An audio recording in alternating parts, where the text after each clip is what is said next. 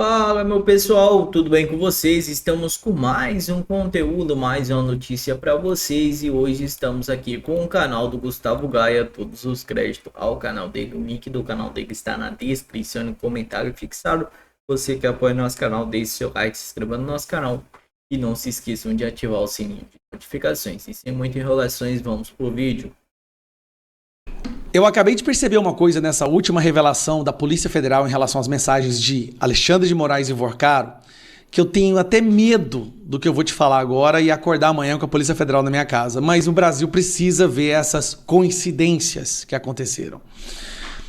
No dia 17 de novembro do ano passado, Vorcaro foi preso. Ele foi preso tentando fugir do Brasil no seu jatinho às 10 horas da noite no aeroporto de Guarulhos. E por que eu estou começando esse vídeo falando deste detalhe? A matéria que eu quero mostrar para vocês está aqui, ó. Para confirmar, PF prende Daniel Vorcaro, dono do Banco Master, no aeroporto de Guarulhos. Qual foi a data da prisão dele? Vamos ver aqui. Ele foi preso no dia 17, preste atenção. No dia 17, segunda-feira de novembro, ele foi preso tentando fugir do Brasil. Ok. A Polícia Federal acabou de divulgar as últimas conversas que o Vorcaro teve naquele dia antes de fugir do Brasil.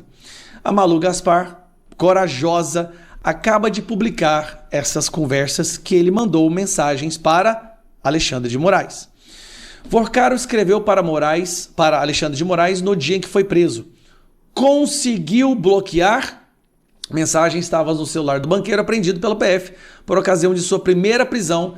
Ministro do STF nega a conversa. Como que ele nega a conversa se está registrado no celular? Me explica isso, Alexandre, porque eu gostaria muito de entender como que você nega uma conversa. Então, vamos lá. Uma das últimas mensagens que Daniel Vorcaro enviou no dia em que foi preso, logo de manhã, foi para o ministro do Supremo Tribunal Federal, Alexandre de Moraes. Eram 7h19 do dia 17 de novembro, quando o dono do Banco Master escreveu para o ministro do WhatsApp.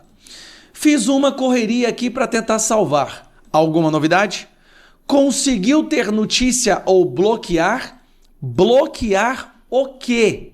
Lembrando, neste dia ele foi preso. Aí ele pergunta para o ministro do STF, conseguiu bloquear?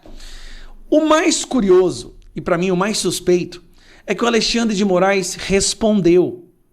Só que o Alexandre de Moraes respondeu dessa forma. Alexandre de Moraes respondeu logo, mas não é possível saber o que ele disse. Isso porque o que se segue são 3 mensagens de visualização única, do tipo que se apaga assim que o destinatário as lê. É aquelas mensagens que você tem medo de que sejam printadas ou divulgadas porque elas podem te comprometer. Então, quando você vai mandar uma mensagem assim que você não quer que seja divulgado, que é um segredo, ou alguma coisa errada que você está fazendo, você manda em visualização única. Você faz isso, não é? Parece que os nossos deuses do STF também. Aí o Alexandre de Moraes responde o Vorcaro com mensagens de visualização única. No mesmo dia, o Vorcaro arruma as malas dele e tenta fugir do Brasil, só não foge porque é preso. Vamos lá. É muito incomum uma pessoa ser presa às 10 horas da noite. O normal, busca e apreensão, 6 horas da manhã. Parece até, e eu reforço aqui a palavra parece até que o Vorcaro suspeitou ou chegou para ele uma informação privilegiada de que ele seria preso na manhã seguinte, pergunta para o Moraes se o Moraes conseguiu bloquear essa ação da Polícia Federal, Moraes responde que não, Vorcaro arruma as malas para fugir no mesmo dia, mas a Polícia Federal estava de olho, viu a movimentação, foi até o aeroporto e o prendeu no momento que ele estava tentando entrar no avião para fugir. Ele estava tentando entrar no avião para fugir, justamente no mesmo dia que o Alexandre de Moraes responde para ele mensagens que nós não podemos saber, mas foram respostas da pergunta: conseguiu bloquear alguma notícia? Este aqui é Vorcaro, que paga jagunço para quebrar dentes de jornalistas, que diz nas suas conversas que tem o controle do inquérito das fake news, que consegue derrubar sites de uma maneira mágica, que ameaça a imprensa que fala sobre o que ele estava fazendo, queria colocá-los no inquérito das fake news, que é o inquérito do Alexandre de Moraes. Ou talvez o inquérito das fake news não é do Alexandre de Moraes, mas é do Vorcaro, eu não sei. Será que para ter acesso e comprar o controle do inquérito das fake news teria que se pagar R$3.600.000 por mês? Será? Moraes mentiu que não tinha ido na casa de Vorcaro. Tá comprovado nas conversas do Vorcaro que ele foi. Aí eu vou terminar com essa pergunta. O que mais é preciso, senhor Alcolumbre, para darmos início imediatamente ao impeachment do Alexandre de Moraes? Não é preciso mais esperar o próximo ano. Nós estamos falando de algo que é incontornável, injustificável. Não tem como passar pano para isso. E mais uma vez, é justamente Alexandre de Moraes que acaba de negar a prisão domiciliar para Bolsonaro, que acaba de criar inquéritos para colocar mais pessoas para serem investigadas e que acaba de colocar o delegado Fábio Shor dentro do seu gabinete. O estrago da reputação que o STF está sofrendo pode ser irreversível, pelo menos nos próximos 10 a 20 anos. Isso aqui é uma bomba, gente, sem tamanho. No mesmo dia que o Vorcaro é preso, ele pergunta para o Moraes se ele conseguiu bloquear. O Moraes dá resposta em visualização única e o Vorcaro tenta fugir do Brasil. Pelo amor de Deus, o que mais é preciso? Quantas outras pessoas inocentes terão que ser vítimas desta pessoa até que alguém faça alguma coisa? Já há 41 assinaturas no Senado. Nós já temos a maioria para dar início ao processo de impeachment. O que mais falta para que algo de concreto seja feito? Alcolumbre, se esse for o seu legado, pode ter certeza que o futuro vai cobrar muito caro da sua inércia.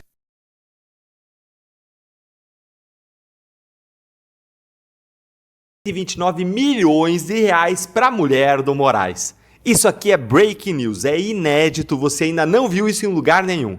Pela primeira vez, Daniel Vorcaro deu explicações sobre o contrato dos R$129 milhões com a esposa do Alexandre de Moraes. E, gente, a desculpa é tão ridícula que chega a ser ofensiva à inteligência de quem escuta. Eu vou te mostrar agora, fica aqui comigo. A Mônica Bergamo revelou aí na Folha, como você vê, a seguinte matéria. Vorcaro se preparou para explicar a amizade e contrato com mulher de Moraes antes dele ser preso. Segundo a reportagem, Vorcaro tinha se preparado para explicar publicamente, em uma audiência de que ele participaria no Senado, a relação dele com Moraes e o contrato milionário. E qual que foi a explicação que ele preparou, hein? Olha aqui comigo, ó, e se segura aí na cadeira, ó. E ele afirmava que a banca de Viviane, que tem entre os sócios Juliana e Alexandre Barsi de Moraes, os dois filhos do magistrado, prestou serviços diversos ao banco. O que ele teria como provar? Um desses serviços teria sido a confecção de manuais de compliance do Master.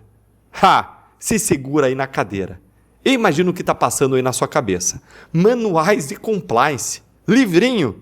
R$129 milhões por manual de compliance. Deixa eu fazer uma conta de padaria aqui para vocês, pessoal. Como procurador que trabalhou 18 anos em investigação de corrupção, eu posso afirmar. Manual de compliance para banco não custa R$129 milhões. Não existe precedente no mercado de contrato desse valor para esse tipo de serviço. Nem era a especialidade do escritório da esposa do Moraes. A especialização dela era marketing. Manual de compliance, gente, virou commodity depois da Lava Jato. Todos os escritórios passaram a fazer. Virou algo padrão. Em grande medida um copia e cola, que é adaptado segundo um mapa de calor de riscos da atividade, mas as atividades bancárias elas são muito parecidas de um banco para o outro. Então, a essas alturas do campeonato, do mercado, depois desde 1998, que teve a lei de lavagem, desde 2013, que teve a lei anticorrupção, a essa altura do campeonato, vários manuais já estão disponíveis para consulta, para inspiração, para mimetização ali, para fazer algo parecido. Então, um manual de compliance completo, profissional, detalhado para a instituição financeira custa, no máximo, sendo, olha, muito, mas muito careiro, em escritório de luxo, boutique, super especializado e renomado, o que não é o caso daquele da esposa de Moraes, custa aí de R$1 a R$5 milhões. Isso com acompanhamento aí por anos do escritório de advocacia, acompanhando a empresa, com monitoramento, com consultoria, com atuação ativa do escritório, e não centenas de milhões. A gente está falando aí de um valor 50, 100 vezes acima do valor de mercado. Mas vamos além. O Vorcaro alega que o escritório prestou diversos serviços e fez várias visitas ao banco. Perfeito. Então, cadê os documentos desses serviços? Cadê os relatórios produzidos? Cadê as entregas contratuais? Porque 129 milhões de reais não é honorário por algumas reuniões e visitas. É valor de obra gigantesca, de anos de trabalho complexo. E tem mais, se realmente o escritório da Viviane fez manuais de compliance para o Master, gente, olha, eles falharam completamente. Que servicinho, hein? Porque o Master cometeu a maior fraude bancária da história do Brasil. Então, ou o compliance foi péssimo e não serve para nada, ou ele nunca existiu e nada disso de compliance era de fato discutido. E aí o pagamento foi por outros motivos. E olha que ironia máxima, ó. O Vorcaro ele comandava a organização criminosa com acesso ilegal a dados do FBI, pagava 1 milhão por mês para o sicário, um matador de aluguel, escondia 2,2 bilhões de reais. Gente, esse homem ele não tinha interesse em compliance, ele subornava a imprensa, subornava funcionário público, ele tinha interesse sim em fugir do compliance. Por que é que alguém que praticou crimes seriais e estava praticando e não queria nada de compliance, tanto que a operação aí contra ele se chama de compliance zero, por que alguém assim pagaria 100 milhões de reais num contrato de compliance? Então me expliquem, por que alguém que viola todas as regras pagaria 129 milhões de reais para criar regras? Sei. É verdade esse bilhete, sei. Não faz sentido. É mentira descarada. E a reportagem aqui ainda diz o seguinte. Olha aqui, o ex-banqueiro negava também interferências imorais em seu favor em processos judiciais. Chegava a mostrar a tornozeleira que estava usando para dizer que, caso o poderoso magistrado tivesse interferido de fato nas ações, ele não se encontraria monitorado 24 horas por dia em prisão domiciliar. Esse é o argumento então? Moraes não me ajudou porque eu estou aí de tornozeleira? Gente, essas explicações elas são infantis. Ninguém com 2 neurônios funcionando acredita que 129 milhões de reais foi para manuais de compliance. Conta aí para mim nos comentários. Você acredita nessa versão aí do Vorcaro sobre os 129 milhões? Nessa história da carrochinha? Já ouviu essa expressão? E no próximo vídeo eu vou mostrar para você as mensagens do Vorcaro pro Moraes no dia da prisão, gente. É imperdível. E vai falar muito sobre isso que a gente está discutindo. Então, se inscreve no canal e clica no sininho das notificações para não perder. Curte o vídeo, se torne membro para receber análises exclusivas, ter prioridade nas suas respostas. Fala, meu pessoal, estamos aqui no Conexão no canal da Revista Oeste, todos os créditos ao site deles aqui, estamos pegando uma noticinha do site deles. Dino Lula quebra de sigilo de Lulinha, ministro do STF, estendeu ao filho do presidente efeitos de decisão que benefício empresário. Nesta quinta-feira, dia 5, o ministro Flávio Dino do Supremo Tribunal Federal, STF, anulou a quebra de sigilo de Lulinha. A medida havia sido aprovada pela Comissão Parlamentar Mista do Inquérito CPMI do Instituto Nacional Seguro Social, INSS. Dino entendeu a Lulinha, entendimento que aplicou ontem ao caso da empresária Roberta Lochin, amiga do filho do presidente. De acordo com Dino, assim como o tribunal não pode quebrar sigilos bancários de empresas, cidadãos com decisões em globos simbólicas, em espécie de olhômetro, um órgão parlamentar não pode fazê-lo dizendo o outro modo assimétrica nesse caso. Há prevalecer do modo quase total, argumento o ministro. Com efeito, equivocamente, houve uma votação em grupo em um único momento na sessão no dia 26 de fevereiro de 2026. É impossível, inclusive, fase do princípio lógico que não contradição, que o referido ato seja nulo.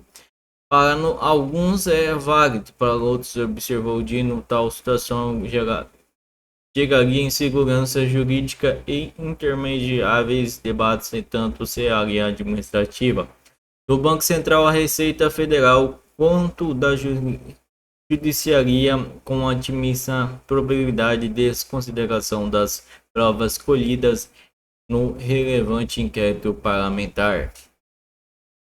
Embora Dino tenha derrubado dados da CPM do INSS, informam que Lulinha movimentou 19,5 milhões em 4 anos. Os valores referentes aos débitos créditos em uma conta banco do Brasil entre 3 de janeiro de 2022 e 30 de janeiro deste ano. De acordo com o Fórum, 9,700 milhões em crédito que entraram na conta e 9,758 mil em débito que saíram. Observação: Dino em decisão sobre Lulinha.